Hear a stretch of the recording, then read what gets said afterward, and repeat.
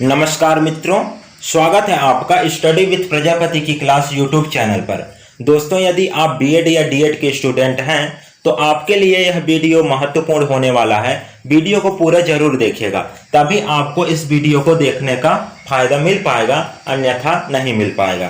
तो दोस्तों, आज का जो टॉपिक है हमारा वो है शिक्षण कौशल, टीचिंग स्किल। तो आज हम इस वीडियो में टीचिंग स्किल के बारे में चर्चा करेंगे कि टीचिंग स्किल होता क्या है, टीचिंग स्किल के कितने टाइप होते हैं और जो टीचिंग स्किल का लेसन प्लान है वो कैसे बनता है।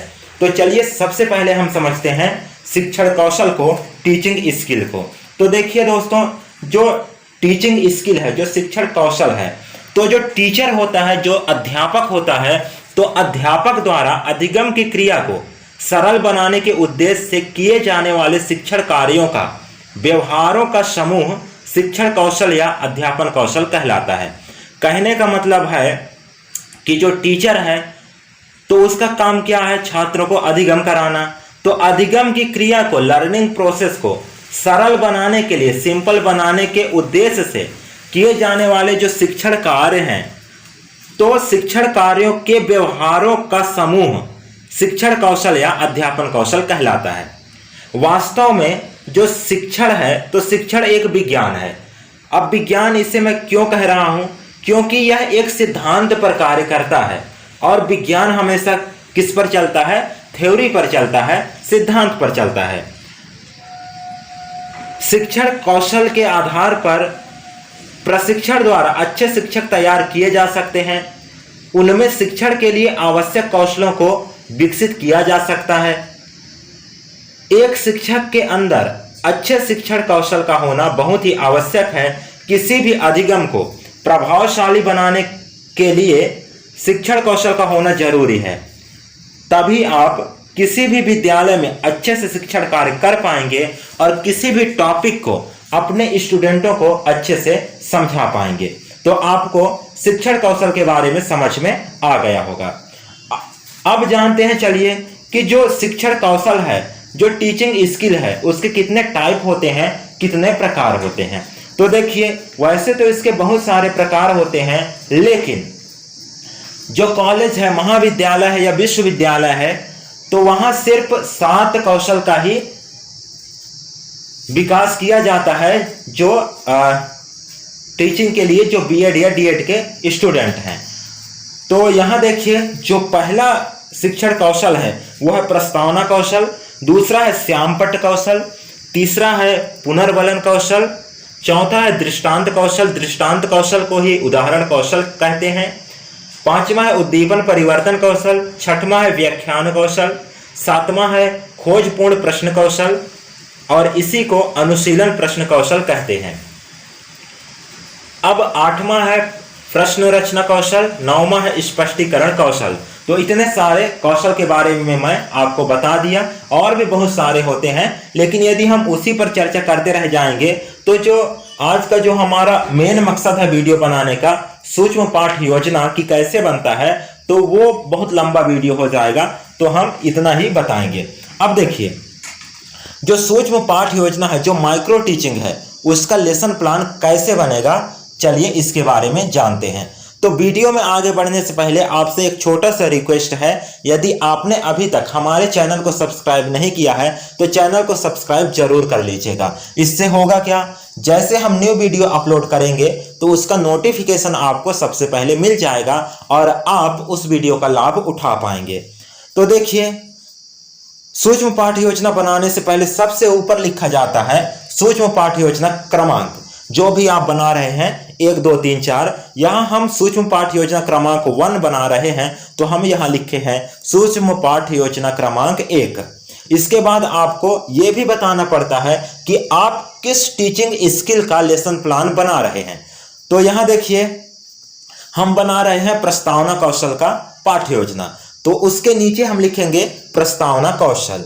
अब ये प्रस्तावना कौशल होता क्या है, तो प्रस्तावना कौशल वह कौशल जो टीचर जब टीचर क्लास में प्रवेश करता है तो अपने पाठ का शुरुआत कैसे करेगा, वो अपने पाठ को स्टार्ट कैसे करेगा, तो उसी कौशल को कहा जाता है प्रस्तावना कौशल। तो इस प्रस्तावना कौशल के विकसित हो जाने के बाद कोई भी टीचर अपने पाठ को बड़े ही आसानी से कक्षा में स्टार्ट कर सकता है, वो भी सैद्धांतिक दृष्टि से, मनोवैज्ञानिक दृष्टि से, और आपका जो शिक्षण कार्य होगा वो बहुत ही प्रभावी हो सकता है यदि आप में अच्छा प्रस्तावना कौशल है तो चलिए समझते हैं प्रस्तावना कौशल का लेसन प्लान कैसे बनेगा। तो देखिए, जैसे हम मेन लेसन प्लान बनाते हैं तो उसी प्रकार से ये लेसन प्लान भी बनेगा, लेकिन जो मेन लेसन प्लान है वो 45 मिनट का होता था, लेकिन जो ये माइक्रो टीचिंग का लेसन प्लान है वो सिर्फ 6 मिनट का होगा।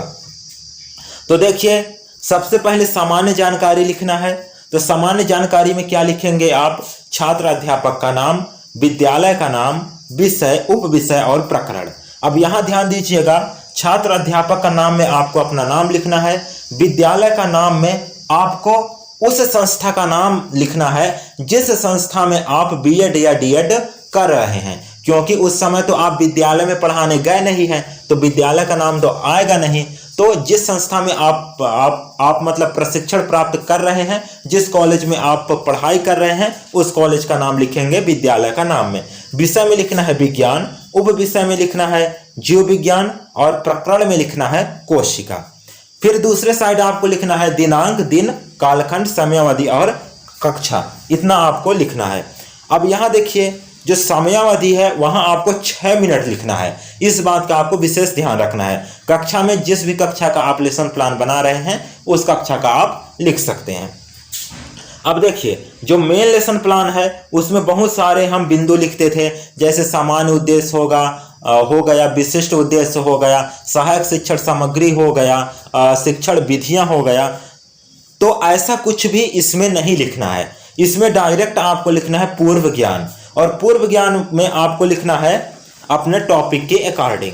तो यहाँ हम टॉपिक लिए हैं कोशिका, तो यहाँ हम लिखेंगे छात्र कोशिका के बारे में सामान्य जानकारी रखते हैं, या फिर हम लिख सकते हैं छात्रों को कोशिका के बारे में पूर्व ज्ञान है। इतना आपको लिखना है। अब देखिए, और भी बहुत सारे बिंदु हम लिखते थे मेन लेसन प्लान में, लेकिन यहाँ हम जो माइक्रो टीचिंग का लेसन प्लान है उसमें पूर्व ज्ञान के बाद डायरेक्ट क्या लिखते हैं? प्रस्तुतिकरण लिखते हैं, क्योंकि पूर्व ज्ञान के बाद मतलब उसमें मेन लेसन प्लान में हम लिखते थे उद्देश्य कथन, तो इसमें उद्देश्य कथन नहीं लिखना है। इसमें डायरेक्ट क्या लिखना है? प्रस्तुतिकरण लिखना है। तो प्रस्तुतिकरण में आपको एक सारणी बनाना है और उस सारणी में 3 कॉलम होंगे। तो पहले कॉलम में होगा क्रमांक, दूसरे कॉलम में होगा छात्र अध्यापक प्रश्न और तीसरे कॉलम में होगा छात्र उत्तर। तो देखिए, जो क्रमांक है उसमें आपको 1 2 3 4 करके लिख लेना है। छात्र अध्यापक प्रश्न में आपको लिखना है प्रश्न, और जो छात्र उत्तर है उसमें आपको लिखना है छात्रों द्वारा दिया गया उत्तर। तो देखिए, जो क्रमांक है उसमें पहले में आप लिखेंगे जो छात्र अध्यापक जो आप प्रश्न पूछने वाले हैं। तो क्या लिखेंगे? आप किसी घर या बिल्डिंग को बनते हुए देखे हैं? तो छात्रों का उत्तर में लिखेंगे हाँ, हमने घर बनते हुए देखा है। अब यहाँ आपको ध्यान देना है, जैसे मेन लेसन प्लान में आपको ध्यान देना रहता था कि जो प्रश्नों का सीरियल है तो वो सीरियल नहीं टूटना चाहिए। कहने का मतलब, जो पहला प्रश्न आपका बना, ठीक है, तो उसका जो उत्तर आया उसी उत्तर से अगला प्रश्न बनना चाहिए। तो देखिए, दूसरा प्रश्न है कोई घर या बिल्डिंग किन किन चीजों से मिलकर बनी होती है? तो इसका उत्तर है कोई भी घर रेत, ईंट, सीमेंट, राड इत्यादि से मिलकर बना होता है। तीसरा प्रश्न है घर का एक ईंट उस घर का क्या है? तो यहाँ छात्रों का उत्तर है एक ईंट उस घर का इकाई है। चौथा प्रश्न है ठीक इसी प्रकार हमारे शरीर का भी निर्माण हुआ है, तो हमारे शरीर का इकाई क्या होगा? तो यहाँ इसका उत्तर है हमारे शरीर का इकाई कोशिका है। तो देखिए, आपका मेन उद्देश्य क्या था? आपका प्रकरण निकलवाना। तो यहाँ प्रकरण निकलकर आ चुका है कोशिका। तो जैसे आपका प्रकरण निकलकर आएगा वही आपका जो प्रस्तुतिकरण है वो समाप्त हो जाएगा। अब प्रस्तुतिकरण के बाद आपका अगला जो बिंदु है वो आएगा मूल्यांकन तालिका का। तो देखिए, मूल्यांकन तालिका में आपको 3 सारणी बनाना है, ठीक ना? नहीं, 3 सारणी नहीं, एक सारणी बनाना है और उसमें 3 कॉलम होंगे। तो पहले कॉलम में होगा क्रमांक, दूसरे कॉलम में होगा घटक और तीसरे कॉलम में होगा मापक, और जो मापक वाला जो कॉलम है उसमें फिर 3 कॉलम होंगे। कौन कौन से कॉलम? निम्न स्तर, सामान्य स्तर और उच्च स्तर। तो देखिए, जो पहला घटक है वो है पूर्व ज्ञान पर आधारित प्रश्न, दूसरा घटक है प्रश्नों में भाषाई शुद्धता, तीसरा प्रश्न है प्रश्नों की क्रमबद्धता, चौथा जो घटक है वो है प्रकरण अनुकूल प्रश्नों का प्रयोग, और जो पांचवा है घटक वो है प्रकरण निकलवाने में समर्थता। अब यहां देखिए, जो आपका मापक है निम्न, सामान्य, उच्च, ठीक ना, तो उसमें आपको अपने से ही फील कर लेना है कि आपका जो प्रस्तुतिकरण है वो पूर्व ज्ञान पर आधारित प्रश्न में से थे या नहीं, प्रश्नों में भाषाई शुद्धता था या नहीं, प्रश्नों की क्रमबद्धता था या नहीं, प्रकरण अनुकूल प्रश्नों का प्रयोग हुआ है या नहीं, प्रकरण निकलवाने में समर्थता था या नहीं। तो इस पर आप स्वयं मूल्यांकन कर सकते हैं और सही का निशान लगा सकते हैं, जैसे कि यहाँ आप देख सकते हैं कि लगाया गया है। अब देखिए, इसके बाद आपको अगला बिंदु देना होता है आलोचना या सुझाव। तो आलोचना या सुझाव में आपको 1, 2, 3 लिख देना है, और यहाँ जो पर्यवेक्षक होंगे, जो निरीक्षक होंगे, उसके लिए छोड़ देना है, क्योंकि वही इसमें भरते हैं। अब देखिए, सबसे नीचे आपको लिख देना है पर्यवेक्षक हस्ताक्षर, निरीक्षक हस्ताक्षर और छात्र अध्यापक हस्ताक्षर, इतना आपको लिखना है। तो आई होप कि आपको माइक्रो टीचिंग का लेसन प्लान नंबर 1 समझ में आया होगा, जो कि पहला टीचिंग स्किल था प्रस्तावना कौशल। तो आपको यदि वीडियो अच्छा लगा हो तो वीडियो को लाइक कर दीजिएगा और वीडियो को ज़्यादा से ज़्यादा शेयर कीजिएगा, और अभी तक आपने हमारे चैनल को सब्सक्राइब नहीं किया है तो चैनल को सब्सक्राइब जरूर कर लीजिएगा, ताकि आने वाले वीडियो का नोटिफिकेशन आपको मिल सके और आपको फायदा हो सके। फिर मिलते हैं एक नेक्स्ट वीडियो के साथ, तब तक के लिए धन्यवाद। जय हिंद।